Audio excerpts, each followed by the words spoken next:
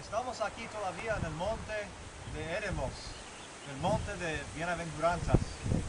Y esta cueva aquí es la cueva de Eremos. Y quiero hablarles un poco de lo que yo pienso que es posible que haya pasado con Cristo en este lugar. Ahora ustedes están sentados dentro de la cueva de Eremos. Yo creo que en este lugar Cristo habrá pasado mucho tiempo. Por lo menos es posible. ¿Por qué digo así? Pensemos en Marcos capítulo 1. Cristo estaba en Capernaum, que está más o menos a una milla en esa dirección al norte. Estaba en la casa de Simón Pedro. Y dice que él sanó a la suegra de Simón Pedro. Y después que mucha gente vino a la casa y los sanó a todos. Me imagino que después de eso estaba cansadísimo. No daba más. Entonces se acuesta y duerme en la noche. Pero Marcos dice que se levantó muy temprano y después buscó un lugar solitario donde podía orar.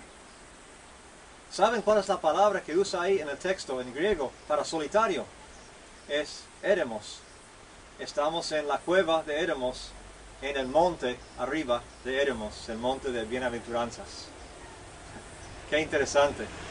Así que Cristo quizás vino aquí muchas veces para orar cuando quería estar a solas. Pero hay otro momento cuando Cristo vino quizás a este lugar, y quizás muchos más. En Mateo capítulo 14 vemos la historia de los panes y los peces, cuando Cristo les daba de comer a los 5,000. Quizás ese fue el ambiente también para esa historia. Vengan conmigo a la boca de la cueva para ver lo que se ve desde aquí. Ahora ustedes están parados en la boca de la cueva Eremos. Detrás de mí ven el mar de Galilea, una vista hermosa. Con razón, Cristo vino aquí quizás. Detrás de mí también quizás ven y escuchan un camino. Ese fue el Via Maris, el camino al mar, que se menciona en Lucas 4. Es posible que mucha gente haya venido de Capernaum, yendo y volviendo de trabajo, quizás un puerto, quizás viajando a otros lugares. Es posible también que esto haya sido el lugar del puesto de Mateo, quien cobraba impuestos para los romanos. Y quizás Jesús lo veía aquí todos los días caminando, y un día lo llamó para ser su discípulo. Aquí también a su derecha, más allá, ven el lugar de 7 fuentes. Una de esas fuentes se llama la fuente del leproso. Posiblemente el lugar donde Cristo sanó al leproso después del Sermón del Monte en Mateo capítulo 8. Y más allá, en esos árboles, hay una iglesia que se llama la iglesia de Tabga. O sea, el lugar donde se piensa que Cristo dio de comer a los 5,000 con los panes y los peces. Y ahora queremos hablar un poco de esa historia. Bueno, en Mateo 14, el contexto es que Jesús recién se ha enterado de la muerte de Juan el Bautista. Qué triste, era su primo. Y como muchos de nosotros, él quiso estar a solas. Entonces viene en el barco y llega hasta aquí, más o menos por esta zona. Y me imagino que estaba pensando quizás en esta cueva, un lugar solitario para orar, para lamentar a su primo. Pero cuando llegó hasta aquí, ¿qué pasó? La gente lo habrá visto llegando. Y cuando llega aquí hay una gran multitud. ¿Qué hubiéramos hecho nosotros? Los de ustedes que están en el ministerio saben que les puede cansar muchísimo. Y a veces después de un día largo, uno no quiere saber más de gente. Ya quiere ir a casa y estar a solas. Hubiera sido fácil para Jesús despedir a la gente desde ya. Decirles, ya estoy triste, perdí a Juan, por favor, denme un momento. Pero dice que cuando bajó del barco, que vio la gran multitud, y los veía como ovejas sin pastor, y tuvo compasión de ellos, y los sanó a los enfermos, y les dio de comer en la comida de los 5,000. Qué paciente es nuestro Señor Jesucristo. Qué bueno, qué buen ejemplo para nosotros. Entonces, durante todo ese lapso, quizás varias horas que Cristo los está sanando y dando de comer y hablando con ellos, ustedes ven en la distancia, cruzando el mar, hay una ciudad, por supuesto ahora es más grande de lo que eran esos días, pero esa ciudad es la ciudad de Tiberias. Era la ciudad más importante de Galilea en el tiempo de Cristo, construida por Antipas, Herodes Antipas, para honrar a Tiberias. Es posible que Herodes haya tenido espías entre la multitud, porque uno puede ver desde allá, como acá hasta allá, qué está pasando. Y habrán visto a 5,000 personas por varias horas. Algunos estudiosos piensan que Cristo percibió peligro para la multitud y para sus discípulos, y que por ese motivo hizo lo que ocurre al final de la historia, que despidió a la multitud y mandó de inmediato a sus discípulos para cruzar el mar. Ahora, dice que los iba a mandar a Betsaida. Betsaida desde aquí queda más al norte, cruzando el río Jordán, donde entra al norte del mar de Galilea. Y dice que esa noche había un viento en contra y que los discípulos luchaban contra el viento y no llegaban. Y por varias horas estaban ahí. Ahora piensen conmigo. Cristo está sentado en la cueva. Está orando y mirando el mar, mirando a sus amigos. Dice el texto que podía verlos, que no avanzaban. Y sabía que quizás estaban cansados y preocupados, quizás con temor. Ahora, siendo Cristo, como hizo una vez antes con el mar, con la tormenta, podría haber hablado desde dentro de la cueva para calmar esa tormenta y ayudarles a llegar. Hubiera sido más cómodo. ¿Por qué salió Cristo de la cueva?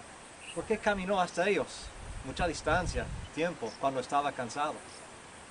Yo creo que quizás era porque Cristo quería que supieran que era Él que iba a calmarles, a ellos y al mar.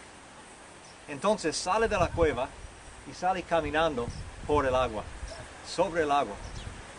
Y dice una versión de la historia que Él iba a pasar de largo, que me gusta. ¿A dónde iba? ¿Qué iba a hacer con ellos? ¿Dejarlos ahí?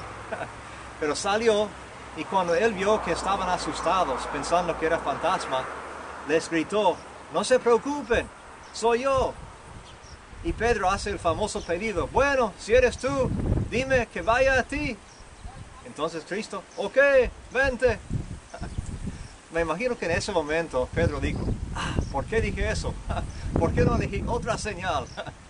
Pero tuvo que hacerlo. Entonces sale del barco y va caminando sobre el agua.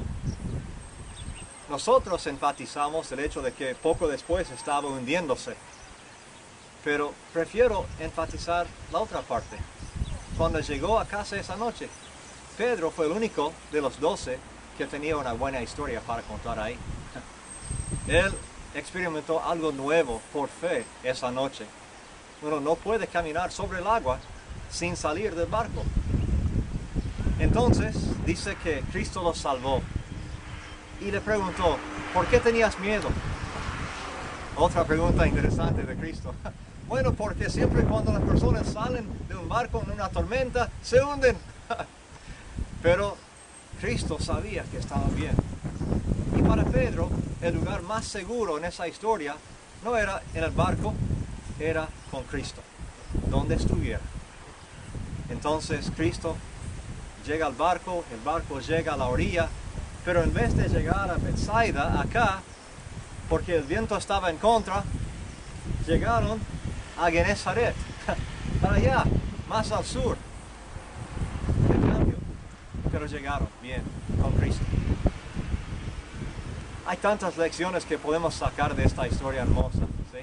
La compasión de Cristo, aún estando cansado. El hecho de que Él actuó sintiendo esa compasión otra vez cuando estaba cansado. El hecho de que Él quería mostrar su presencia física en un momento difícil para los discípulos, cosa que es importante para nosotros hacer también. La idea de poder salir del barco cuando tememos tremendamente lo que está pasando alrededor. Todo eso es bueno. Son lecciones y ejemplos para nosotros. Para mí, la lección más importante es esto. Si estamos con Cristo, tenemos todo. La gente aquí con Cristo fueron sanados, tenían enseñanza, veían el amor y la compasión de Cristo, estaban bien. Estando en una tormenta con Cristo, los discípulos estaban a salvos y llegaron a la orilla. Y en la vida cristiana, Efesios 1 nos promete que si estamos en Cristo, tenemos todo. No importa lo que nos pase, quizás nos daña esta vida, quizás pasamos momentos muy difíciles, quizás hasta morimos por la fe, pero estando en Cristo, no importa, porque ya tenemos asegurada la vida eterna. ¿Ustedes están en Cristo o están fuera de Cristo? Porque si están en Cristo, ya tienen todo, pero sin Cristo no tienen nada. En 1 de Juan 5, versículo 12, dice Juan, el que tiene el Hijo tiene la vida, el que no tiene el Hijo no tiene la vida. ¿Cuál eres tú? ¿Qué tienes? Que el Señor te bendiga.